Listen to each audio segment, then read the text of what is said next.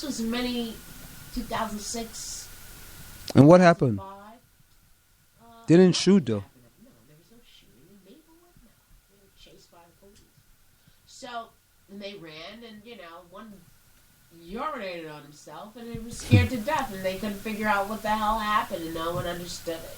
But I'm saying that these things, it's not beyond that, but I think our community is a lot quicker to react to something. And it certainly didn't make national news because no one died as a result of it. The question is how much or how many other things are happening out here that we don't hear. So these are high-profile cases, cases that happen to be caught, but especially this one on camera. And I think that for me, that's what makes this so bad.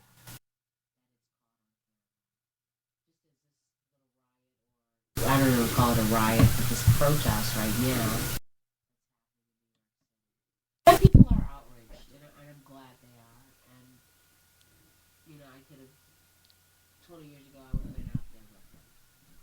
But now I'm an old lady, and I just don't have the energy to go. Sometimes you just like, sometimes you ask yourself, what's next? This is the West Side Highway, 57th Street. Do you want to hear what Dr. Ben Carson had to say about the immigration policy? Why are you saying he's an idiot? So I guess you didn't read the article that I was talking about yesterday. But why you call him an idiot though? Because he have a different opinion? Oh, well, that's the same thing as you feel about. No, but I don't call Charles Barkley an idiot though. I would not call him an idiot. Oh, okay, I wouldn't call this great surgeon. What a great surgeon. Yeah, because. Right, so he's a right-wing. Right, call it what it is, but I wouldn't say. Okay, but I wouldn't say Charles Barkley's an idiot. Okay, what would you say about him? I just he's kowtowing to the media. So you went off really deep on him. So, and you don't understand why anybody would listen to him. Well, Ben Carson, I don't even want to go there, but you can go ahead and play that for whatever. But I would leave off on a bad note like that. Now, here is a man that's unarmed, a Florida man who was unarmed, right? You wouldn't believe what police chief is saying after they wrongfully shot a black man in his own driveway. This is today's news now. All right? Let's take a listen to this. How do I feel about what happened? How would anybody feel getting shot? Still visibly in pain and haunted by the night he was shot at 15 times by Escambia County Sheriff's deputies nearly a month ago. It all happened when a neighbor called 911 after spotting Roy Middleton rummaging through a car on his own driveway. He was mistaken for a car thief and unarmed when confronted by police. They've said that you were reaching towards something and that you lunged at them. You made a lunging motion. No, why would I lunge at someone who's halfway down my driveway? How I'm going to lunge at them with what? I was getting ready to do what they asked me, raise my hands, and I got shot in doing that. The Escambia County Sheriff has, all along, defended the actions of his officers, who remain on paid administrative leave. The point to making the comment about the lunging was his herky-jerky movements that he was making, and again, a failure to follow the deputy's instructions. Shot in his own driveway, outside his own car, while holding his car keys. He says his leg is now shattered, held together by metal rods. Middleton said the whole thing happened in about 30 seconds. They should have asked me, did I live here, or ran my address and license plate or something. So, before somebody's a suspect in your own yard, suspecting of what? Police disagree. Mr. Middleton was most assuredly a suspect for this scenario up until such time that he was identified. He was a suspect in an attempted car theft. I have an eyewitness that stated that called in to my folks, and that's what they responded to. Middleton says he couldn't have done anything differently to change the outcome. Were you sober that night? Sure. I had a couple of beers earlier that day around 2 o'clock. Adding insult to injury, he says he was handcuffed by deputies while he thought he was dying. Do you ask yourself, why? Why did this happen to me? I ask myself, why? Yeah, why they shot me first, and then why shoot so many times afterwards? Yeah, I ask why. That's all I can ask why. Do you get any answers? No, not yet. Nick Valencia, CNN, Pensacola, Florida. It's all over the country, man. Even in your own driveway, 15 bullets. Don't matter where you are. It doesn't matter. I think a lot of this,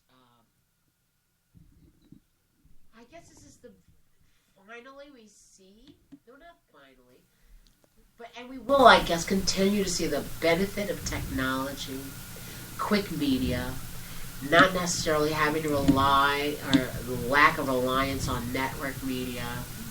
There's 4 corporations that own all the media, and they filter things the way they want. But now that we have the internet, people can put whatever they want, tape whatever they want, broadcast whatever they want. So even those, I guess, in some way, these forces that sort of help in our oppression will also help for our liberate us in our liberation, for our liberation. I think it's beautiful that we can see all of these things. You can pull all these thousands of people together with a simple tweet, There's so much that can be done, Anselm, and I would rather be focused on that rather than what they do. But how do we counteract it? How do we take care of our own community? How do we make sure that we're safe? How do we make sure we're educated? But you see, rather than relying on them. the one that you said, the one that we have control over is how do we make sure that our kids are educated?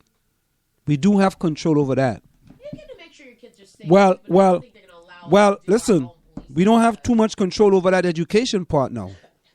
Okay? Because think about it. If you're going to send your kids to Columbia High School and they're going to track them in the lower levels, then you're going to have great difficulties. Unless you decide you're going to pay to send them to private school. That's right. That's the control that you have. And that's one of the controls that I took into my own hands as far as my son is concerned. That I didn't want, Columbia High School deciding whether he's going to be, a good student, an average student, or a bad student.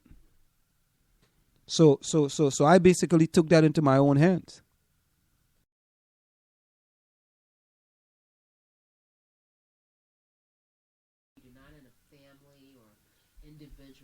You see, but Margie, it's hard as a community because sometimes we are not really all together. So I guess our first goal is to pull as many of us together. That's the first thing we got to do. You got to see if you can get some like minds together. It's not easy. Is this really live or is this? Oh, this is a tape of. So we had De Blasio, the mayor of New York City, speak on the incident today. Eric Holder, the Attorney General, about to step down. The president speak on this issue. I don't know if I've seen any tape of the police chief. I wonder what, I don't want to know, but I would wonder what Fox's take is on all of this. If I hear anyone else. What channel is Fox? I don't know. I know there's a Fox on 5, but we want the, thank goodness, so there's business. I don't think that it's on here, too. So where does the black community go from here?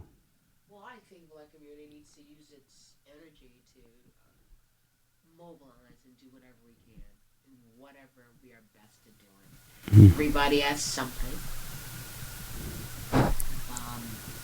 And use that talent and energy to galvanize people to whatever degree for the betterment. You ever look at the DVD Hidden Colors? No, tell me about that. You really got to look at that. It because it just talks about it talks a lot about the different things that happen in history. And it kind of helps with our psyche, so to speak. And that's why they call it Hidden Colors. But the idea is that I mean, my takeaway from the decision today was that we are in big trouble. Well, we've always been in trouble. No, it's worse now. Well, now it's like, okay, they can get you whenever they want. That's right. Many people already No, I didn't know that. Well, I mean, yeah, but like I said, because you're hidden from a lot of oppressive situations that the average kid without money is not hidden from. So they see things that you and I do not see. But that means that doesn't mean I don't know about it. That doesn't mean because I don't see it, I don't know about it. Understand what I'm saying? You said you got extra mad today, but there are people who've been always angry because it's their daily life. Okay. All right. So they're angry because it's something that they face. I think that a lot of people are angry because it's just life for them on a daily basis. Like the guy who was stopped 100 times for stop and frisk. After a while, he was like, "Oh well, you're gonna stop me." Yeah, no. So what does that do? I mean, so here you've been dehumanized, and now you just accept it. I mean, and that's that's sick. Just like when I was reading about the Supreme Court case where the guy in the BMW was strip searched. This was a black man. He obviously had the means to fight that and was angry enough. But then there are many people who just accept that because they don't have the means to fight.